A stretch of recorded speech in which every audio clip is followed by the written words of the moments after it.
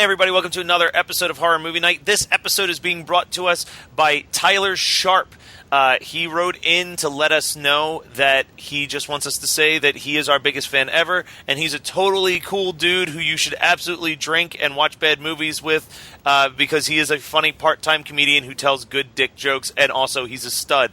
I don't think he has a Twitter. He never sent it to us. But Tyler, you got your shout-out as requested, and now let's discuss. All right, theme song goes here. Can you guys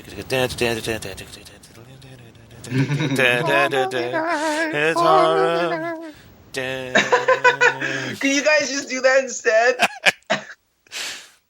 This week on Horror Movie Night, we discuss the 1980-something R.O.T.O.R. What does R.O.T.O.R stand for, you ask? Really overdone, terribly overacted ridiculousness.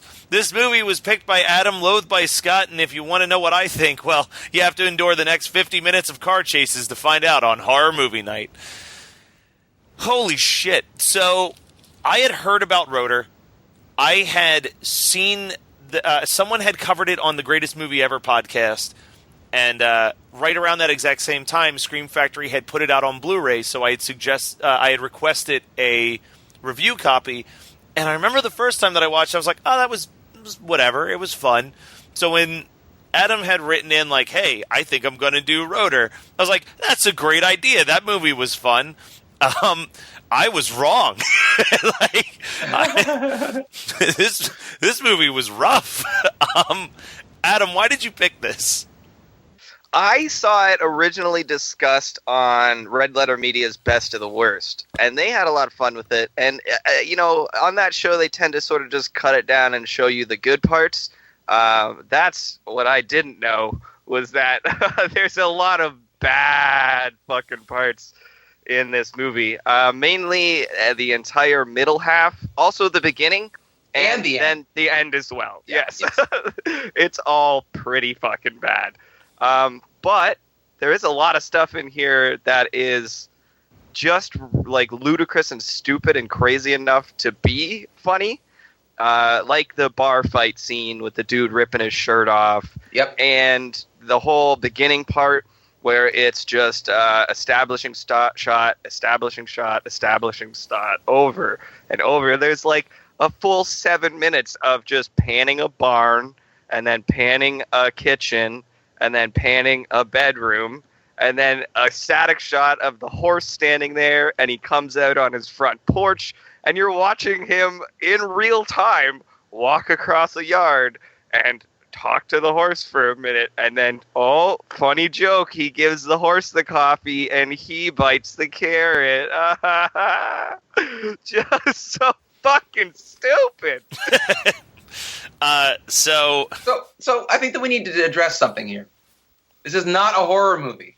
I wouldn't totally say it's not a horror movie. It is involving people getting murdered by a renegade robot. I mean, it's sci-fi, but it's... But are we ever going to discuss The Terminator?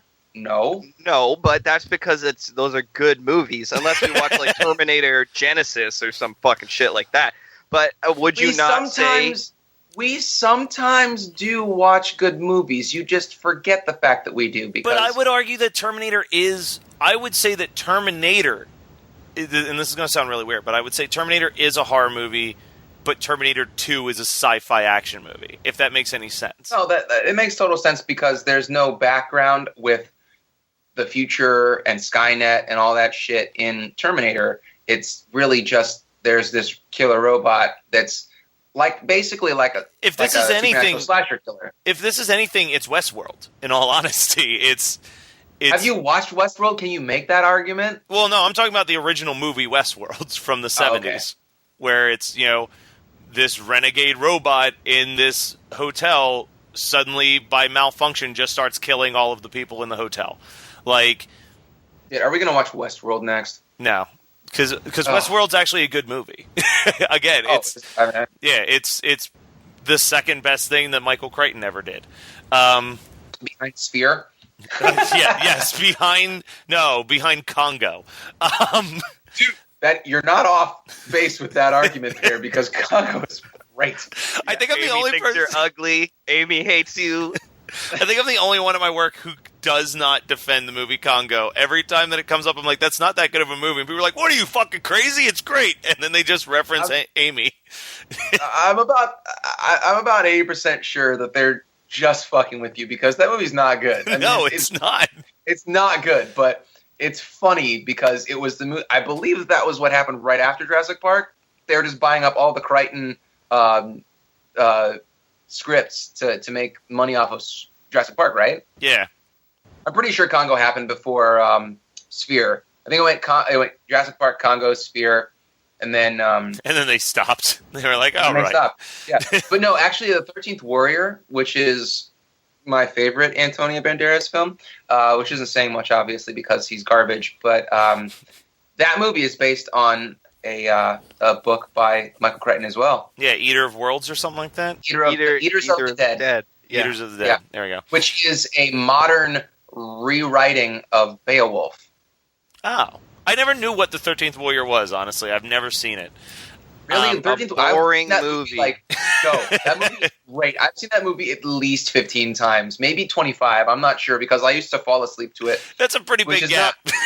So that's a 10 viewing gap.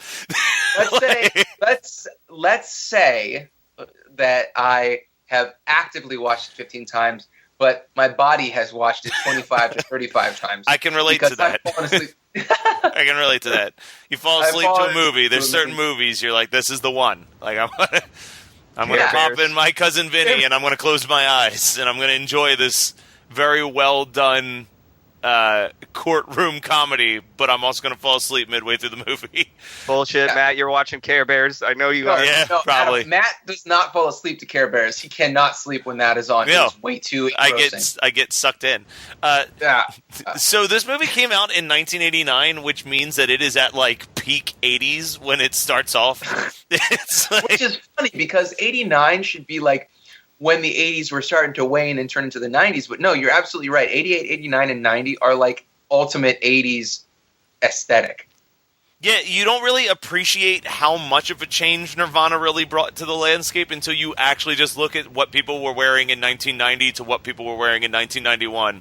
And you're like, wow. Yeah, let's really give Kurt Cobain that crown. Buddy. Well, like grunge in general, like it is just a dramatic shift. It's not like this subtle change occurred. It was just like one day everyone had hairspray, the next day they were miserable and wearing flannel, and there was no like transition period. I think that you're forgetting that the Midwest is about 5 years behind everybody. So everybody really did look like all the moms in Edward Scissorhand up until about 95, 96. So right in the beginning of the movie, I guess it's supposed to be a gunshot. There's just an explosion, and I thought that it was someone blowing out a tire. Like I was like, man, that's a shitty sound effect for a tire blowout. And then you see like someone laying on the ground, and the main character's like, call the police. And then some like hillbilly with a shotgun, he's like, I just saw this man shoot a motorcycle cop or whatever. So that builds us into the movie. All of a sudden now we're going into him explaining the end is the beginning. The end, yeah, and that's where we start off. And like, what even is this guy? You know what I mean? Like, I'm watching this movie, I'm like, okay, he's a modern day Frankenstein, man. But like, not just that, like he's a farmer. He's like blowing up shit. He's got this dope ass synth soundtrack that follows him everywhere. But then he also like works for like robotics. Like it's just like and this, on top of that, he's a badass super cop too. Yeah, like this dude. He like the tone of this movie is all over the place because he's in that boardroom giving his final presentation about R.O.T.O.R, and he's like, we're all degreed science fiction writers, prognosticators of the future. But let me be brief. Like, really? Who writes this shit? This is like not even coke-fueled writing binge on a weekend in LA 1988. This is like so beyond that. No, this movie is unwatchable. So here's the problem with this movie right out the gate, is that this movie, it's trying to be a sci-fi film, a horror film, a comedy film, and a film with a message all at the exact same time. Like, yeah, they're all just there are four voices screaming over each other in this film, trying to make a point. but I fucking love that robot. That one robot that's just rolling around the man. precinct, hitting on secretaries and shit. That sassy robot is the best. Oh, I love him. No. Hey, baby, can you give me them 7 digits? Which is said You know what twice I in this call that? movie. 2 different people say, hey, baby, can you give me those 7 digits? Because they probably ran out of quirky shit to say. But no, that robot, I refer to him as Police Academy robot. He's Johnny Five mixed with the entire Police Academy franchise. And then we have some very, very inappropriate dude coming on to another scientist, and he's like, I'm either Indian or a sissy. Yeah. It's just so incredibly uncomfortable. There's one line that I wrote the exact quote, and it's, "You gots to give me your phone number," is what he says while he's flirting with her. Man, these Duracells cost me 99 cents. You blow my Duracells out. Somebody owes me $3.99. Yeah, he sounds... I thought you said it was 99 cents. What's going Yeah, on? he's claiming to be an Indian, but he's talking like Chef's parents. Like, it's... Also, was like 75% of the dialogue dubbed because everything seems slightly off whenever any character would talk. I thought the same thing. I don't know. I don't think it was a foreign movie. I think they fucked up the sound and had to ADR like everything. You know, I almost want to like this movie because there's the robot Tai Chi when he's doing his presentation. I've said it already to you guys, and I'll say it on the podcast. If this movie was just 90 minutes of that robot skeleton moving around to like sweet techno music, I would be in heaven, because that shit is awesome. I love the robot skeleton. I wish that's what was chasing people down instead of just a guy with a mustache. Dude, if they had done that, that would have quadrupled their budget. Absolutely. Like, if they would have had to stop motion an entire film. But when you quadruple zero, you still end up with zero. That's just math. I do have one piece of dialogue that I really, really loved, and I already sent to you guys this morning, but it's when R.O.T.O.R first shows up, and he's walking out of the police station, he bumps that other guy, and he's like, "Yo, you want to sign up for the policeman's ball?" And he bashes him in the stomach and walks away. The guy goes, "Man, what's your problem? You get your pecker stuck in the plumbing this morning? I had to jack you up, spit-polished academy snot. God, save us all." And he's talking... Is that English? Wait. 2 weeks ago, when you were bitching about fucking Phantasm 2, you went all strokey on us, and now you're doing it again this week. All right, so hold on a second. This is the only piece of interesting trivia to me in IMDb, and it just says, the actor that played Shoe Boogie, the jive-talking janitor, is uncredited. As of 2015, his identity has still not been verified. So, wow. Even that actor's like, no, no one can know. It's been a while since we've watched a movie with this much jive talk in it. You want to know what the last movie was? What? Munchies. Oh, you're right. The Munchies were jive-talking motherfuckers. Can we please see R.O.T.O.R versus the Munchies? Please, for the love of God. So, the problem with this movie... So here's the problem with this movie. I mean, there's a ton of them. This is going to be a long fucking list. Yeah. Here's why I thought that I liked this movie and then realized I was wrong the second time. Is it starts off real strong in the absurd, ridiculous level where it's just okay, we've got this weird robot Tai Chi, and there's this robot that's hitting on the secretary, and there's the jive talking janitor, and that's all in the first 15 minutes, and you're like, this movie is just wacky. I love it. And then for 45 fucking minutes, it's just the driest, boring, couples having conversations about relationships and work and stuff like that. And you're just like, oh my fucking God. It's 40 minutes until the rotor actually goes haywire. And you're just like, okay, fucking let's get it going. And the deaths aren't that exciting or interesting, and you're just kind of like, come on, fucking anything. But then it ends strong.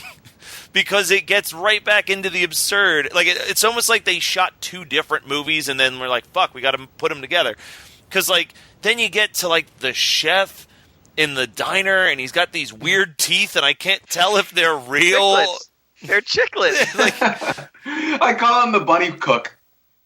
Like, yeah, I'm like, what the fuck is this? And then, like, there's, like, the guy, there's the scene where he's at the gas station, the guy, like, jumps into the truck while it's driving away, he's like, feet don't fail me now! Like, it just turns into absurd again out of nowhere. And then there's, like, the chick who looks like the mom from Terror Toons, and, like, she's the muscle there, while our main character is the brain, and there's this terribly... She rips open R.O.T.O.R's chest, and green shit starts coming out for some reason. There's a scene where they all climb out of, like, the body of water that they were in, and and in the background is, like, the worst fight choreography going on between her and R.O.T.O.R, and it just lingers. Like, it's just this static shot, because I guess the other two actors are legitimately having trouble getting up the hill to the street. So it's just these two actors just winging it. And they're not coming close to connecting at all, like, as they're throwing fists. It is fucking ludicrous. This movie is ludicrous. But yeah, it doesn't know what the fuck it is. And then it just ends on, like, this big emotional, like, well, emotional, quote unquote, but it's like, you know, I read my uncle's journals, and it taught me a lot about blah blah blah blah blah blah blah blah blah. Like, it just wants to change the world, but also be silly, but also be scary, all at the same time. No one cares. You just blew up a robot, man. What are you fucking doing? You know, also, we have to talk about the fact that robot is the slowest shot ever. Like, that robot sucks. This is a shitty robot. And they're going to wrangle him like a cow. You notice that? Because he's a cowboy. He's a cowboy scientist. Oh, yeah, I forgot the part in the beginning where he, like, has that, like, explosive cord, and he's like, not only can I get rid of the stumps, but I can practice my roping while I'm at it. Like I said, this dude does everything. Everything. Oh, he truly is a jack of all trades, man. It's pretty crazy. Better just go back to straight nitro then. Yeah, just this movie just loses a lot of steam real early on, and then it takes forever to get it back. It comes to a grinding halt, and until we do get to that restaurant, and he puts Chiclet Guy's face into the grill, and then that big muscly dude takes his suspenders off all sexy and pulls his shirt down like, ooh, look at me. And then, you know, R.O.T.O.R like steps on his face a little bit and stuff. And then it actually loses steam again after that, because there's like, you mentioned the scene where the guy hops in the back of the truck, but there's also like R.O.T.O.R touching the electrics, like the two spark plugs together and shit like that. And it's just, I don't know. I'm sorry, guys. This was a bad call. I gave you many opportunities to re-choose, and you know, like, I would really love it if Matt made a supercut of Adam apologizing for his terrible decisions, but it doesn't stop you from continuing to make them. It's very frustrating for me. I like that Scott turned into like a parent there. It's like, I'm not saying I'm angry with you. I'm just disappointed. You don't learn from your previous mistakes. I give you every opportunity, and I'm just getting frustrated with you, okay? It's just going to drag me down. Bring me down. No, I'm the one that builds the robots. You're just the businessman. No. Yeah, the other thing that sucks is that I don't really have that much more to say. Like, my note, I thought I was going to have like 2 pages of notes for R.O.T.O.R, and I've got like 5 sentences. It's depressing. Yeah, there is just not a whole lot to go on. I mean, it's the same thing over and over again for a good 40 chunk of the movie, right? It's like car chase, he catches you, you get away. Car chase, he catches you, you get away. It just keeps going on. And it's intercut with, like, you know, our superhero fucking can do everything, jack of all trades guy, just having telephone conversations in between. So there's nothing to go on there either. It's like, what the fuck? No, it's a bad movie. I feel like this is, once again, one of those movies would have been much better to watch in a group setting with a large number of people, and you could just crack jokes about the absurdity of it. Yeah, like if you guys like in a in a hypothetical world where the three of us lived to like in the same general town where we could do live events all the time, R.O.T.O.R would be a great, like, we're going to screen this movie and then just as a giant audience discuss how bad it is. R.O.T.O.R would be great. As far as the three of us have to watch it by our lonesome with a notepad in front of us, this is fucking rough. Like, this is, I'm walking around, I'm going to import a CD onto my computer real quick because I realized I didn't put it into my iTunes yet. This is... You know, like, hey, let me see if is my guitar still in tune? Let me check that. Like, just find like any, okay, like any fucking excuse to just be like, they're just talking. I'm gonna walk away. I'm gonna go to the bathroom. I'm not even gonna shut the movie off real quick. I'm just gonna crank up the volume so I can hear it in the bathroom while I'm in there. Like, just every excuse to walk away. I don't blame you. Yeah, I cannot blame you for that. So that's R.O.T.O.R. What did you guys watch this week? Or no, what? I'll start because there's something that there's something that I watched a while ago, like well before Halloween, and I keep forgetting to actually bring it up. I watched the Fox Live remake of Rocky Horror Picture Show. Ugh. Oh, yeah, do tell. How was it? So, at first I was like, okay, this isn't so bad. Like, it started off, it was kind of interesting what they were doing. The girl, like, they did science fiction double feature, and it was sung by, like, this girl dressed as an usher, and she was, you know, a bunch of people dressed as Rocky Horror characters, and she's sitting them down in the theater, and she's getting them seated, and it's like, okay, this is kind of cool, and then, you know, the movie begins, and you're actually, like, seeing the remake projected on a screen. And then it, like, zooms into the screen, and then you start seeing the movie. And, like, the casting of Brad and Janet is really great. The casting of Tim Curry is super uncomfortable because you can never tell if he's making acting choices or if that's just the way he talks now because he's had multiple strokes. So that makes Tim Curry's in it. Yeah, he plays the narrator in the movie. Okay. And it's super discomforting. You're like, oh, my God, like, this is sad. I don't want to see Tim Curry like this. And like literally all the way up until they get to Frankenfurter's place, it's fine.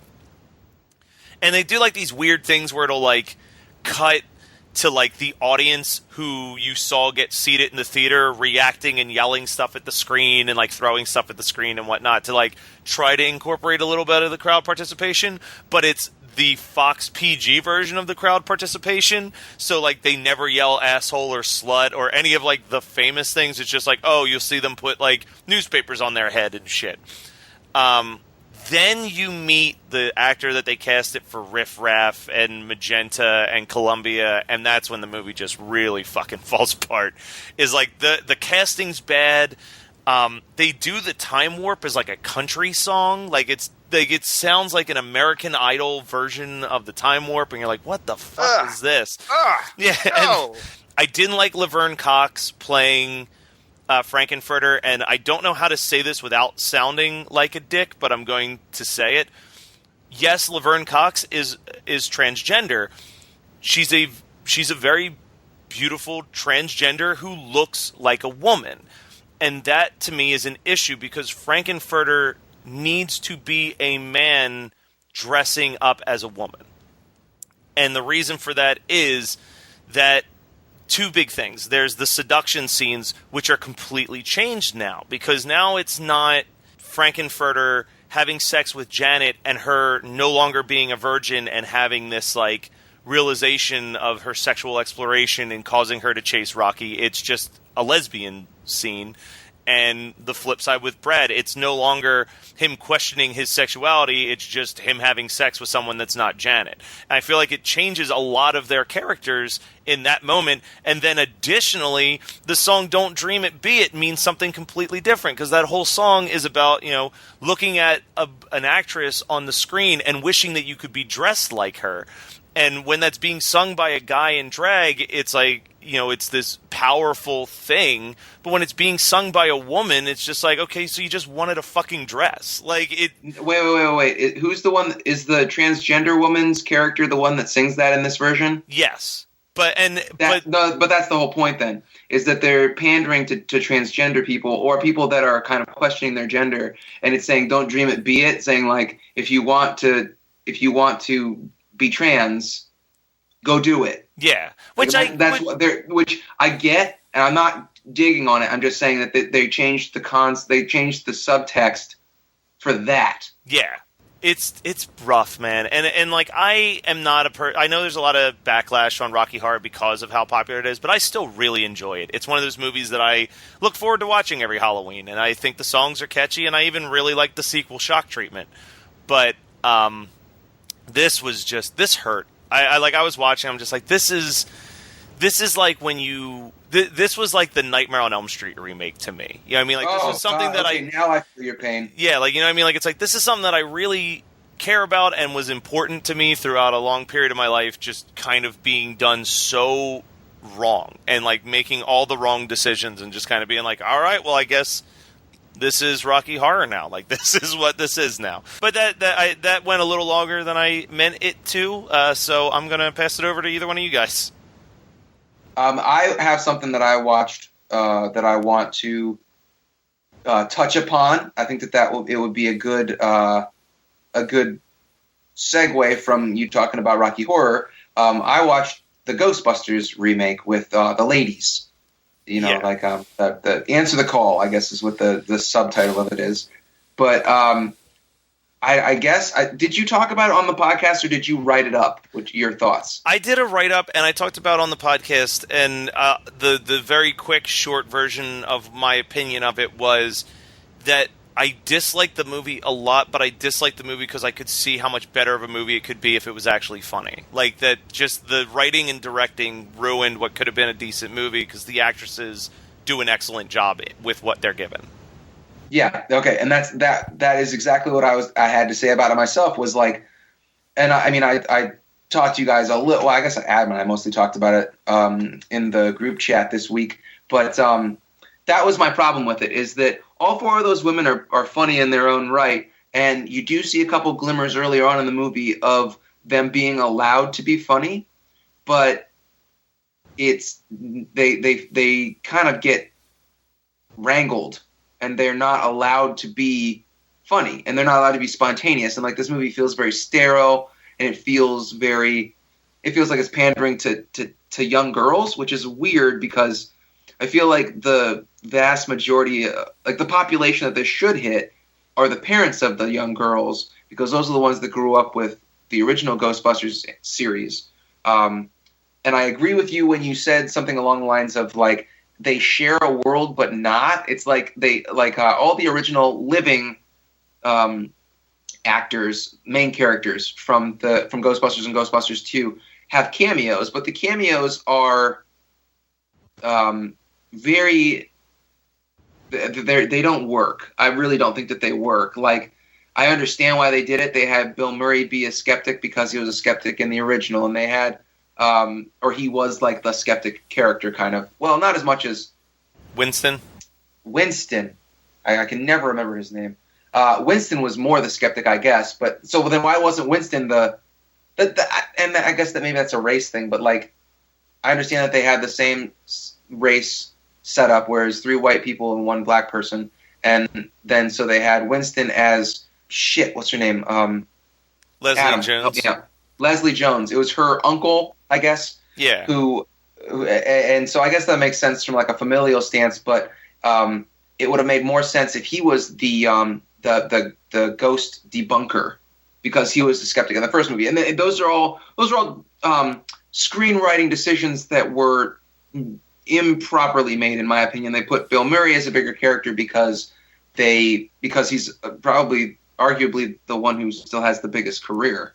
So I mean, there are a lot of problems that I have with it. I watched it with Megan, obviously, and I mean, we laughed and enjoyed ourselves a bit, a good amount. Like I was feeling much better about it at the 30-minute mark. I was like, okay, it's kind of cheesy, but it's still a pretty good movie so far. And there are a couple points where they're allowed to kind of rip off of each other.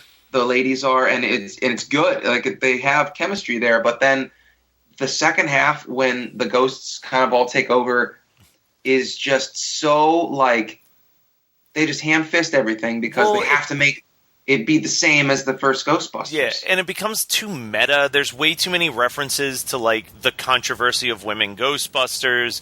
The main villain is, like, essentially just Reddit turned into a single person.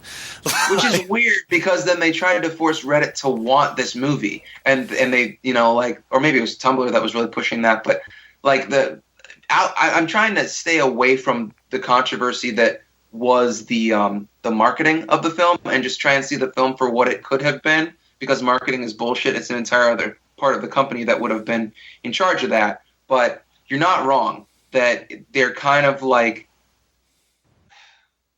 I can see why in the early stages of writing it would make sense to have the protagonist be kind of like a spurned guy, a spurned male, middle-aged dude, like he's 30 or whatever, not middle-aged, but he's 30, and has no aspirations, and has a shit job, and is like angry at everyone, and so he wants to end the world.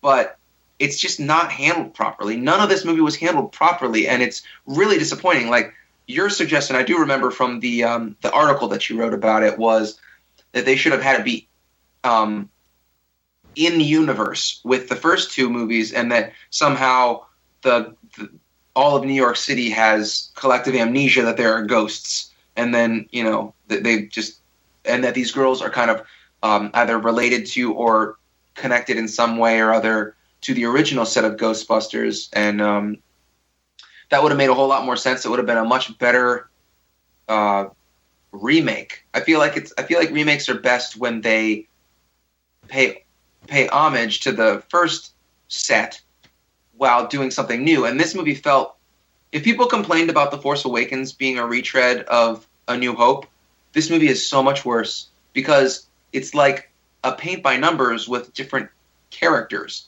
and the gender's reversed. And I mean, I appreciate the jokes about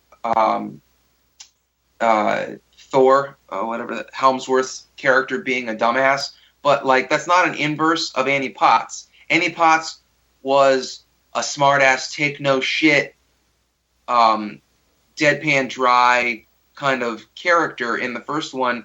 She was kind of like supposed to be the 80s working woman. And so, she's strong, and she's sarcastic and skeptic of her own right. And she's like Winston almost, where she's like just there for a paycheck. But I don't know. I have a lot of jumbled frustrations with this remake, and I wish that they would have done a better job, because if they were trying to redo this so that they did a couple Ghostbusters films, I would have been totally behind it, because I see no problem with female comedians. Like, women can be just as funny as men. They don't have to rely on their gender, because I don't necessarily think that the first Ghostbuster crew really relied on being men to be funny, although Bill Murray was kind of a cad, and I get it. Like, that's because Kristen Wiig's character is constantly lusting over Helmsworth, because that Bill Murray was lusting over Sigourney Weaver. Yeah, I was trying to remember Dana. And also, Sigourney Weaver has no right to come and be a scientist in this movie. Like, it just, that cameo is the worst cameo of all of them. If anything, she should have been like one of their moms or something like that, where she could have been influential to them while still having her cameo. It just makes no sense that she'd be like a badass scientist that just shows up at the very end, and she's kind of overseeing their expansion of the way that they handle things. It just makes no sense. I'm very frustrated with the movie, not because I sat through it, because it's not that it wasn't entertaining at times. Like, overall, I had more fun watching it than I had watching R.O.T.O.R, but I just feel like there were so many missteps. It could have been great, and they had 4 women who are arguably able to handle that all on their own without being an ensemble cast, that they should have been able to handle it, but they just weren't given the reins to, they weren't given the space to be funny, I don't think. Yeah, it's just there's a lot of ways that this could have been a better movie. It's upsetting. It's upsetting as someone who I wasn't on the hate train. Like I know a lot of people were from the second that it was announced, but I was like, let's give it a shot. But yeah, no, you're right. There's a lot of issues, and I didn't even think about that. But yeah, there was a lot of people who were like, no, it's great that Chris Evans plays this dumb character because it's a slap in the face to all the times that like the woman is forced to play the dumb secretary, and it's like, yeah, but that wasn't Ghostbusters. And I mean, there was no stupid woman in it. Like Dana wasn't stupid. She was also a working woman, and she saw right through Bill Murray's character. Like he was trying to hit on her from the first minute he saw her, and she was like, "Yeah, you're a jerk. Just go away." And they only got together because of going through what happened at the end of Ghostbusters, and then they weren't together in Ghostbusters 2. Like the Ghostbusters series, for what it is, really wasn't. It was semi-progressive about the way that they treated women, so it's kind of odd that I don't know, it seems odd that they would make it such a point, at least in their marketing department, that like, this is female Ghostbusters. Like, you could have been much more eloquent about it. I have no problem with 4 female comedians being the Ghostbusters. They could have done a great job with a better script or the Judd Apatow treatment where they get to do whatever the fuck they want. Yeah. It definitely was a letdown. How about you, Adam? I know you said you had something special reserved for this week. Is it more Flavor of Love? No. Oh, man, I really need to get back on that Flavor of Love thing. I know that a lot of the fans were asking for it. Hundreds, thousands even were begging me. I will complete that series. Don't worry. No, I watched... this is more your guys' scene. I know you love Promedies. Oh, yeah. Wrong time of year, though. I know. Okay. I know you love older romantic comedies. So I watched a movie from 1987. Did you watch Pretty in Pink? No, I've seen Pretty in Pink before. I had never seen this one before. It has Patrick Dempsey and Amanda Can't Buy Me Love? Yeah, I did. I watched Can't Buy Me Love. Is it the first time seeing it? Yeah, I'd never seen it before. I had only seen it a couple months ago as well. I like that movie quite a lot. I do too. It's very endearing. Now, there's a whole lot of parts in it where I was just fucking cringing. Oh, yeah. But it's a really enjoyable movie. Whole concept, very weird. Whole ending, very weird. She literally calls herself a prostitute, and for some reason, Ronald is the one that gets ostracized from the group. I don't get it. It's a very simplistic, childish way to view high schoolers, and it's just nothing like this would ever Do you not occur. remember high school?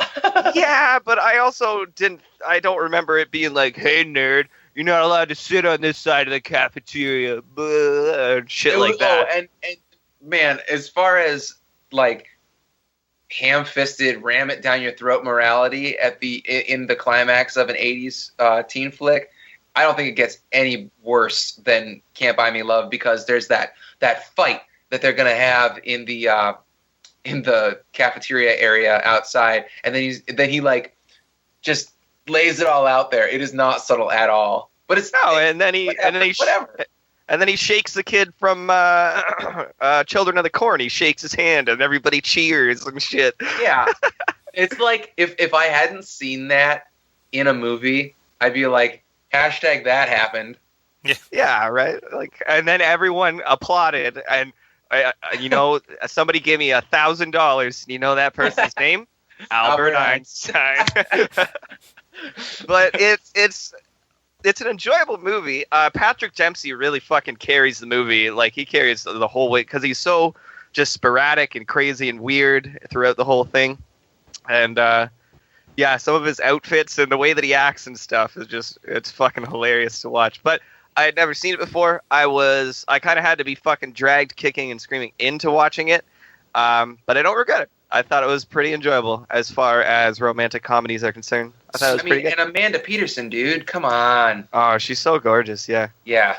So she's really, really, she's great in that movie too. But you're ignoring the best part of that whole film. Which is? Oh yeah, Seth Green. No, Seth Green is the worst part of this whole fucking film. Nah, you liar! You love it. No, he's so hard to watch in this, and I'm like, oh my god, this is terrible. I actually don't know how he got work after this movie. I wouldn't want him in my movie. I'd be like, hey, do you want somebody who's offensive to watch? He's so fucking annoying. You can barely fucking stand him being on screen. Yeah, well, hire Seth Green. There you go. You got him. The reason why I saw Can't Buy Me Love was because of Easy A. No, okay, Matt, you're probably the person to answer this question more than Adam. On like, if you have to set like bronze, gold, and silver between Can't Buy Me Love, 10 Things I Hate About You, and Easy A, which would you pick? Oh, it's a tough decision, isn't it? So Can't Buy Me Love is the first one I'm killing on there. But man, Easy A versus 10 Things is tough. This is easy for me. It's going bronze, Easy A, silver, Can't Buy Me Love, gold, 10 Things I Hate About You. Yeah, I can't agree, because Easy A, I know we all lived through like 1999, and so there's that nostalgia for 10 Things. But and I know Heath Ledger is so good in that movie, but I really think Easy A is a funnier movie. I have to rewatch. My roommate borrowed Easy A shortly after I bought it, and I haven't had a chance to actually rewatch it since, because he's had it for like close to 2 years now. I've watched it 4 times though, so I mean, I think that it's just so funny. I love Emma Stone. She is so funny. I wish that she was in more. I wish that she would take more comedies. But we're probably going to be talking about La La Land in a month here, because that's coming out, and her and Ryan Gosling apparently kill it. And I just cannot wait to see that. It's not a comedy though, but I'm just saying, like, she's a fantastic actress. So 10 Things has a very dear place in my heart because it's from the late 90s and it reminds me of high school. But I truly think that Easy A is a funnier film. It might be a funnier film, but I have definitely watched 10 Things I Hate About You roughly 100 times and still laugh every time that I watch it. Is it because you're the guy on the moped? I mean, I can't remember his... Well, I was going to say, every time I go into any grocery store and I see packages of brie cheese, I always go, must be Nigel with the brie. and Bogey Lowenstein's party is like... I want to talk about that anytime I have an event to go to. I'm like, oh, sorry, busy, going to Bogey Lowenstein's party. I'm going to start using that as my excuse why I can't go to places that I don't want to go. Not crippling depression? Yeah, I got a party at Bogey Lowenstein's, and what I mean is I'm going to sit at home and watch 10 Things I Hate About You and cry. Every time I hear Hypnotized by Notorious B.I.G., I just think of Julia Stiles drunkenly dancing on that table. Actually, every time I hear Hypnotized, I have to get up on a table wearing a midriff and dance drunkenly until I hit my head on the chandelier. You must be a blast. Drunk, guys. Take him outside to the swing set. Get him ready. Oh, man. Someone get some light over here. Scott's taking his clothes off. I was trying to go for that. Damn it, you beat me to it. All right, well, that was R.O.T.O.R from 1989, as picked by Adam, with malice and just terrible, terrible intentions. But you can also make us watch horrific things like this. You can do that by contacting us at hmnpodcast@gmail.com, and you can give us donations, which will allow us to do some pretty cool stuff. We're going to be sending packages, we're printing t-shirts, we're going to conventions. You can do all of that by hitting us up on the Patreon, which is patreon.com/hmnpodcast. You can also find us on Twitter at hmnpodcast on Twitter. And SoundCloud.com/Horror Movie Night. We have everything we've ever done as Horror Movie Night up there, as well as some retroactive episodes when we were doing this as the Horror Club on Reddit. So check that out, and we will be probably adding a whole lot more good stuff on there as the holidays, the Christmas holidays come up. And make sure you hit up our Facebook page. We are doing a poll right now for what will be the first movie that we discuss in 2017. Much like last year, we're just picking movies that we would normally not get to discuss because they're not horror enough, like R.O.T.O.R, not good ideas, like R.O.T.O.R, or movies that the other guys thought that we shouldn't discuss, like R.O.T.O.R. So go ahead and look at Adam, Scott, and I's picks. Vote for the one that you think would be the best episode, and that will be our first episode in 2017.